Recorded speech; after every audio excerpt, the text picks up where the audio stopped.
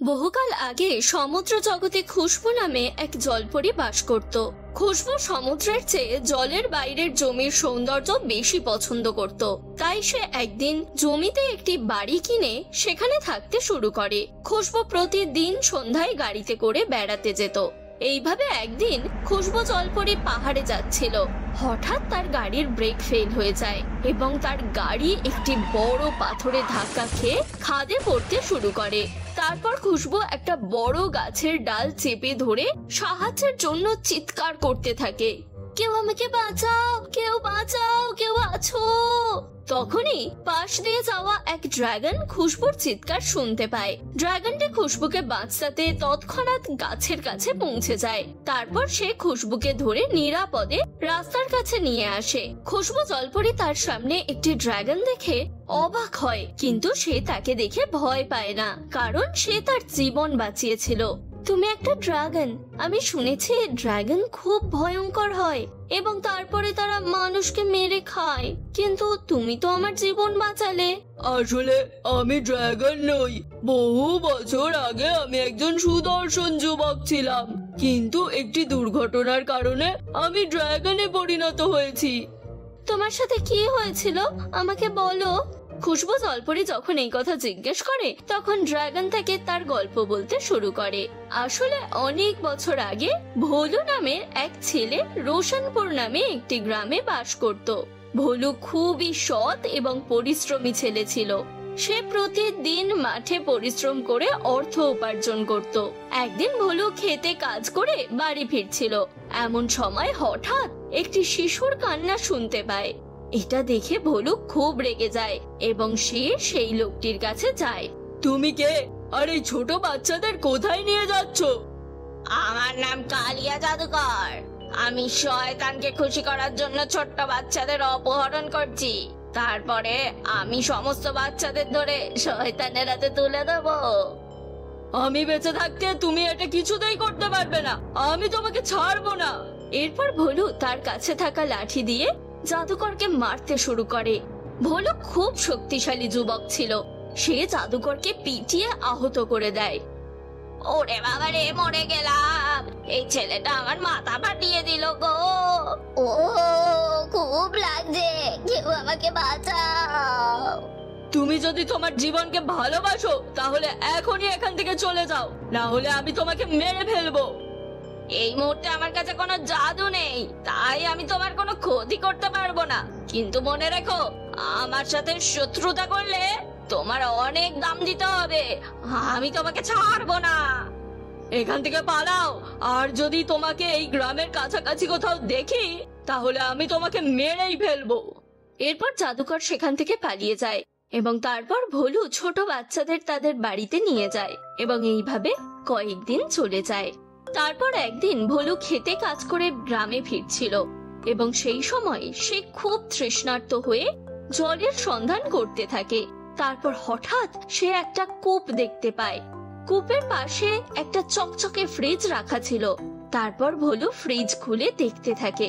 সেই ফ্রিজের ভিতরে অনেক ঠান্ডা জলের বোতল রাখা ছিল। ও মা, এ কি অলৌকিক ঘটনা! ফ্রিজের সাথে তারের সংযোগ নেই, তারপরেও ফ্রিজের ভিতরে ঠান্ডা জল আছে। মনে হচ্ছে এটা একটা মায়াবী ফ্রিজ, যা বিদ্যুৎ ছাড়াই চলে। ভোলু ফ্রিজ থেকে ঠান্ডা জলের বোতল বের করে তাড়াতাড়ি জল খেয়ে নেয়। বাহ, এই ঠান্ডা ঠান্ডা জল দারুণ লাগছে। ওহ, এটা খুবই সুস্বাদু। আমি এটা আমার বাড়িতে নিয়ে যাব। এরপর ভোলু ফ্রিজটি তার বাড়িতে নিয়ে যায় এবং প্রতিদিন ফ্রিজের ভিতরে থাকা ঠান্ডা ঠান্ডা জল পান করতে থাকে। কিন্তু একদিন রাতে ভোলু যখন ঘুমোচ্ছিল তখন হঠাৎ তার শরীরে একটা উজ্জ্বল আলো এসে পড়ে এবং পরের মুহূর্তে ভোলু চোখ খুলে দেখে তার শরীরের আকার বদলে যাচ্ছে। আরে, এটা আমার সাথে কি হচ্ছে? আমার নখগুলো হঠাৎ এত লম্বা হয়ে গেল কি করে? আরে কি, আমার গায়ে বড় বড় কাঁটা কোথা থেকে আসছে?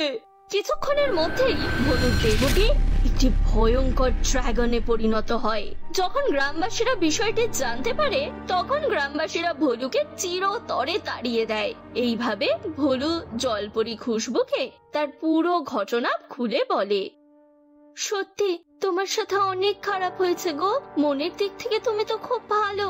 দেখো একদিন তুমি আবার মানুষ হবে। জলপরি খুশবুর কথা শুনে ড্রাগন হাসতে শুরু করে।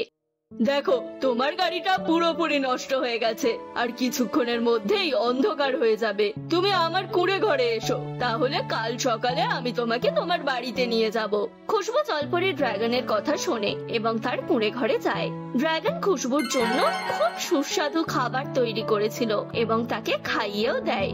এইভাবে তারা দুজনে খুব ভালো বন্ধু হয়ে যায়। অন্যদিকে খুশবু জলপরি ড্রাগনের সাহসিকতা এবং তার কথায় মুগ্ধ হয় এবং ড্রাগনের প্রেমে পড়ে যায়। তারপর পরের দিন ড্রাগন খুশবুকে তার বাড়িতে নিয়ে যায়। শোনো, আমি যদি আবার ঝামেলায় পড়ি তাহলে তুমি জানবে কি করে? তাই আমাকে তোমার মোবাইল নাম্বারটা দাও, আমি তোমাকে কল করব। এই কথা শুনে ড্রাগন মুচকি হেসে জলপরি খুশবুকে তার মোবাইল নম্বর দেয় এবং সেখান থেকে চলে যায়।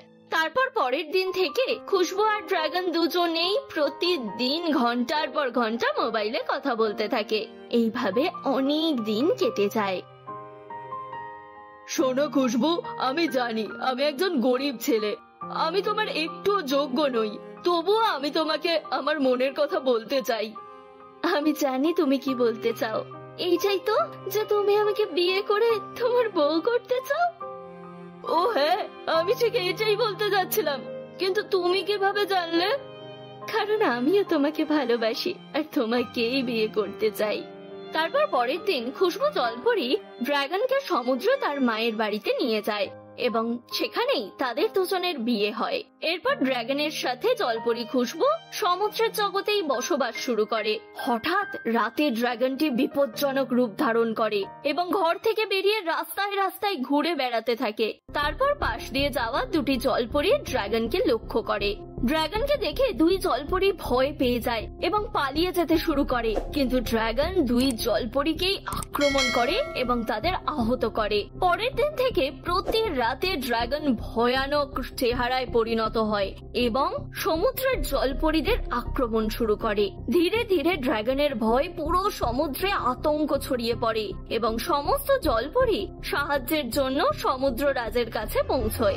সমুদ্ররাজ সমস্ত সমুদ্র জুড়ে জাদুর জাল বিছিয়ে দেয়। তারপর রাত নামার সাথে সাথে ড্রাগনটি রাস্তায় বের হলে হঠাৎ করেই জালে আটকা পড়ে যায়। এরপর সমুদ্রের রাজা সহ সেখানে বসবাসকারী সব জলপরী এবং জলযাত্রীরা এসে জালের ভিতরে আটকা থাকা ড্রাগনটিকে দেখতে পায়। এই ড্রাগন আমার স্বামী, সে কিছু করেনি, তাকে ছেড়ে দাও। হ্যাঁ, আমি অজান্তেই পরীদের আহত করেছি, আমাকে শাস্তি দিও না। সমুদ্র রাজা খুব শক্তিশালী ছিলেন। তিনি তার জাদুর শক্তি দিয়ে সেই মুহূর্তেই ড্রাগন সম্পর্কে সমস্ত কিছু জেনে যায়। পৃথিবীতে বসবাসকারী এক জাদুকর কালিয়া তোমার উপর কালো জাদু করেছিল।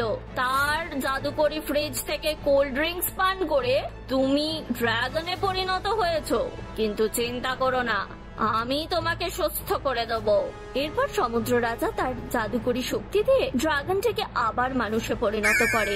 এইভাবে ভোলু তার আসল রূপে ফিরে আসে। ভোলুকে দেখে তার স্ত্রী জলপরি খুব খুশি হয়। তারপর সমুদ্র রাজা একটি জ্বলন্ত মুক্তো বাতাসে উড়িয়ে দেয়। হঠাৎ জাদুকরি কালিয়ার বাড়িতে সেই মুক্তো গিয়ে পড়ে, যার কারণে জাদুকরের বাড়িতে আগুন ধরে যায়।